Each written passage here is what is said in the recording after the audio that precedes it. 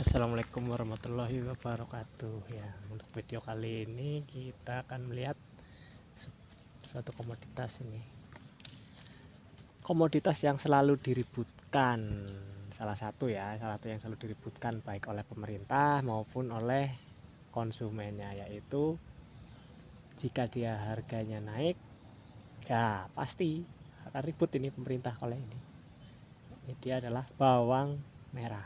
Nah, untuk video kali ini saya akan membandingkan ini bawang merah yang ditumbuhkan dari pupuk anorganik dengan pupuk organik. Nah, ini bawang merahnya.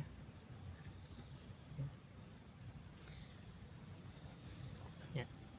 Pada video kali ini kita akan fokuskan pada bawang merah lokal ya, yang dikenal dengan bawang merah dari Brebes. Di sini bibitnya kita peroleh dari Brebes. Nama varietasnya adalah Bima. Ya. Ini bawangnya ada ini. Ada 1 2 3 4. Nah, ada 4 anakan dan umbi. Yang ini yang gedenya 3. Yang agak kecilnya 1. Nah, kemudian yang ini. Nah, yang ini lebih banyak lagi. 1 2 3 4 5 6. Sekitar 6 umbi ya.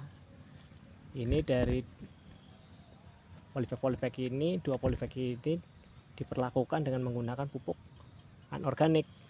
Pupuk anorganik yang saya pakai adalah Mutiara dengan dosis sesuai dengan standar yang ada di buku panduan.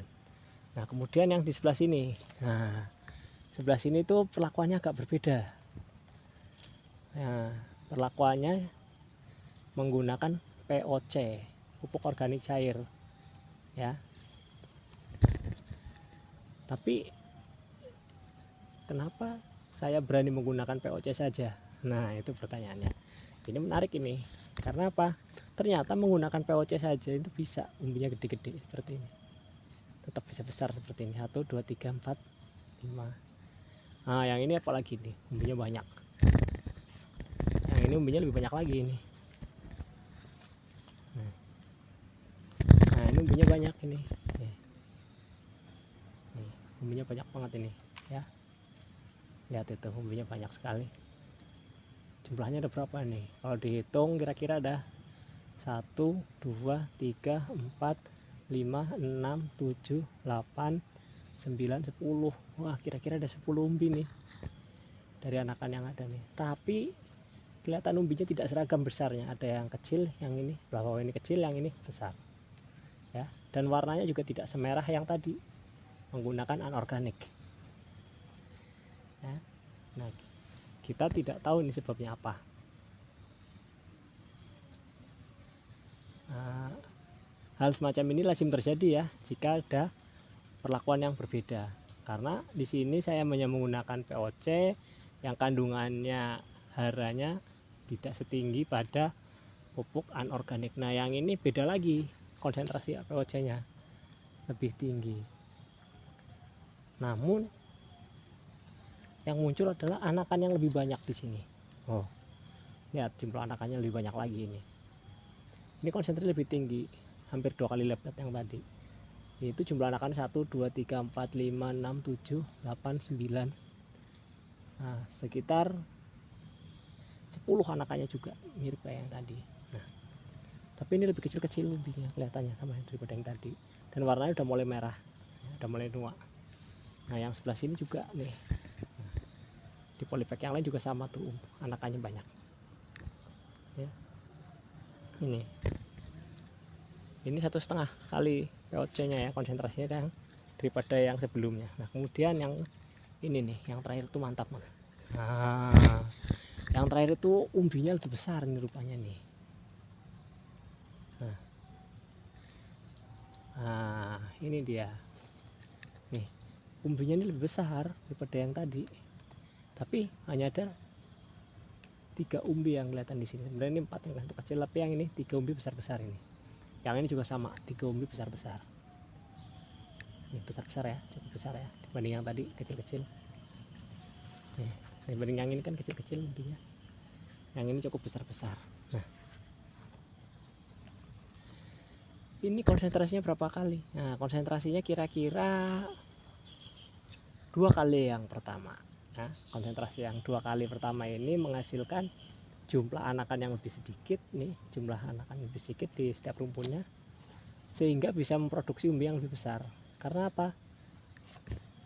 Jumlah pupuk yang lebih banyak dengan media tanam yang sama, artinya umbi ini dipengaruhi oleh pupuk yang kita berikan. POC yang kita berikan itu bisa merangsang umbi yang lebih besar dengan apa? Dengan mengurangi jumlah anakan yang muncul. Kira-kira demikian ya penjelasan sederhananya. Jadi POC itu tuh tidak hanya bermanfaat untuk tanahnya sini agar tetap subur dan ada kehidupan di dalamnya. Karena dengan POC dengan bahan organik itu relatif lebih aman bagi akar yang ada di tanah. Karena apa? Mikroba yang di sini, nah, mikroba yang di tanah itu biasanya bisa hidup dan bisa memanfaatkan POC yang kita berikan.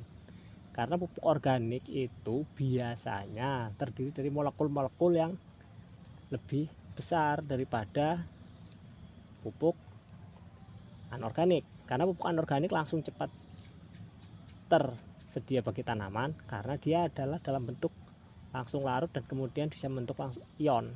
Jadi tidak diperlukan pendegradasian lebih lanjut untuk membentuk ion. Nah, itulah bedanya. Kenapa kalau kita menggunakan pupuk organik itu lebih lambat diserap tanamannya. Contohnya seperti ini nih. Ini masih putih-putih. Karena dosisnya mungkin masih kurang ya. Ini masih putih-putih umbinya. Ini juga masih putih, belum merah. Berbeda dengan yang anorganik ini. Nah, yang anorganik ini udah merah. Nah, ini udah merah-merah seperti ini nih. Udah pada merah-merah seperti ini. Nah, kemungkinan itu tadi karena pupuk anorganik itu lebih cepat tersedia bagi si tanaman bawang merah ini daripada pupuk organik ya. Jika teman-teman menggunakan pupuk anorganik, diusahakan itu jangan diberikan cuma sekali, bisa dipecah menjadi 2 kali ya, di usia 15 hari atau sekitar 2 minggu dan usia 30 hari atau usia mulai pembentukan mulai awal membentuk warna merah di batang bawang, sehingga umbi yang dibentuk bisa lebih besar. Diusahakan diberikan 2 kali sesuai dengan anjuran yang ada di buku petunjuk budidaya tanaman bawang merah. Untuk konsentrasi dosis bisa menyesuaikan tergantung tanahnya. Nah, kalau di sini saya gunakan tanah yang sudah saya campurin dengan tai kambing ya sebelumnya.